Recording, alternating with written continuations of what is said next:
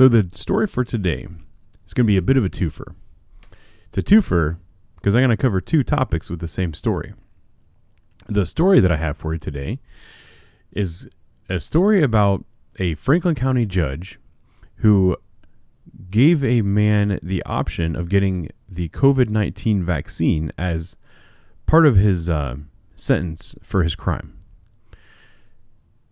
This is multiple parts, mostly because of the crime that he committed that he's being sentenced for. But we'll get to that in a moment. So on to the story. Franklin County judge orders COVID-19 vaccines as term of probation. In Columbus, Ohio, Franklin County judge admits to the news station that he's mandating COVID-19 vaccines as conditions of probation in his courtroom. Now, some of the offenders affected are speaking out and saying it's not right.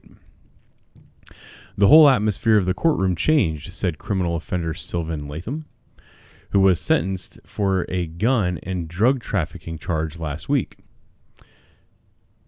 So he was sentenced for a gun and drug trafficking, and as a condition of his sentence was ordered to get the COVID-19 vaccine.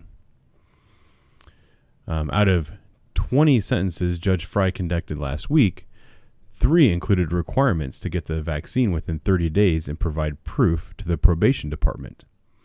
Judge Fry told the news station that none of the offenders had religious or medical objections to the unprecedented court-ordered terms. And here the man says, "I know Judge Fry's reputation," said Latham. "I know he's known for giving max time, and I don't want to go to jail. I also don't want 5 years probation."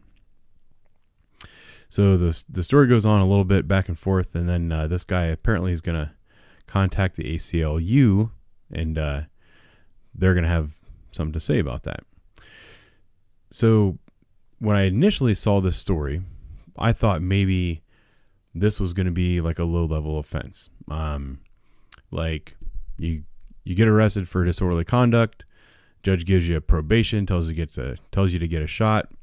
I don't think that's a huge deal. I don't think we need stiff penalties for low-level crimes.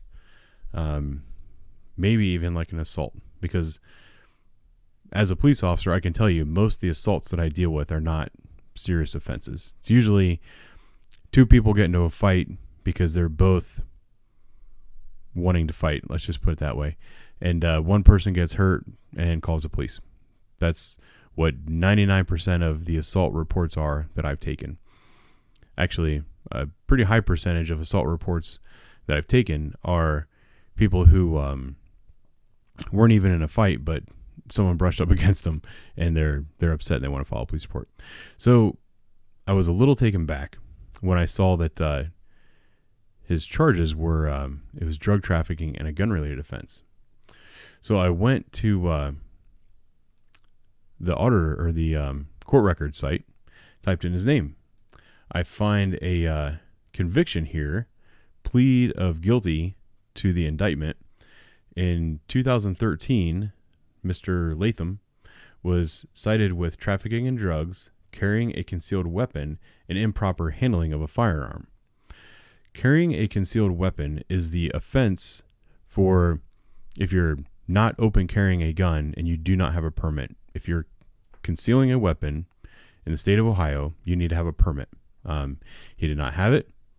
In this time, he was also trafficking in drugs. So he was pled guilty to drug trafficking. Then in 2020, he was arrested again. And this time also, he was in possession of a firearm. If you have a previous felony conviction in the state of Ohio, you're not allowed to be in possession of a firearm. So this F4, or a 4th degree felony for improper handling of a firearm, now becomes having weapons under disability, which is a higher degree offense, which is a felony 3, carries steeper penalties.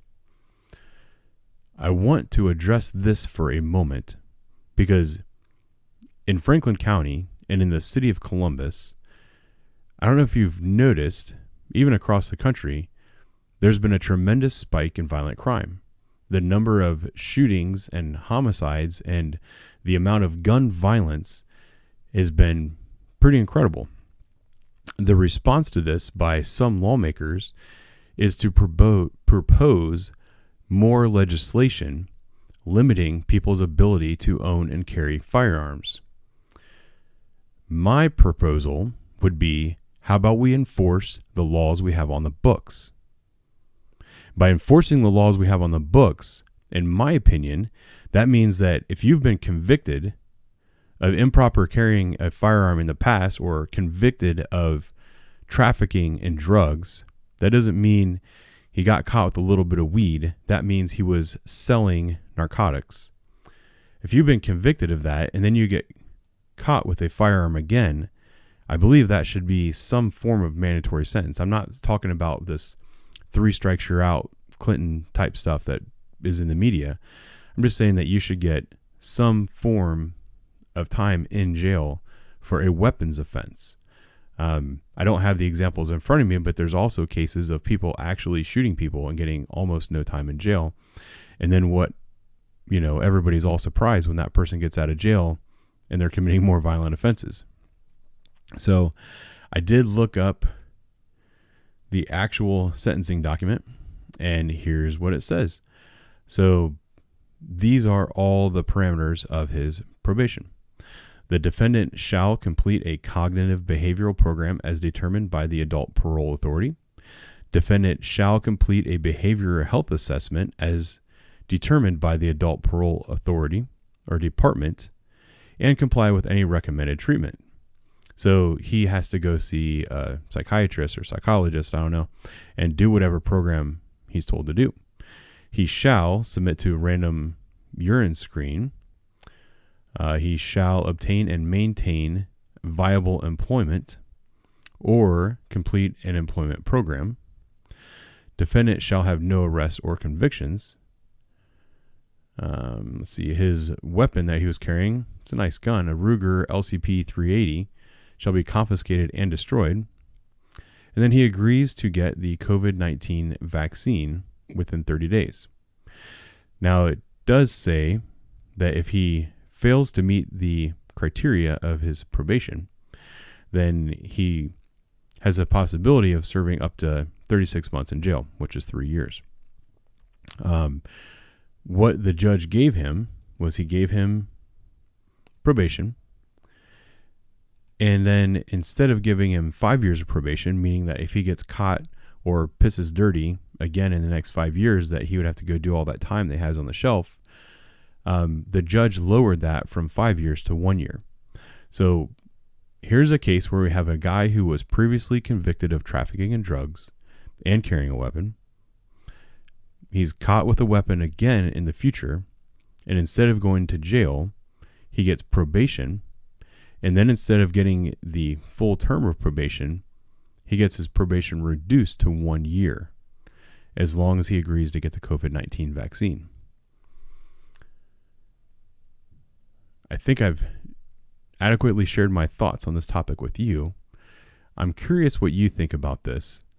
I'm curious if you think that people who have previous drug trafficking and weapons offenses should be able to face the court and just get probation for their offense, and then do something trivial to reduce their sentence, their probation. So those are my thoughts. I'd like to hear yours. Thanks for watching, and I'll talk to you soon.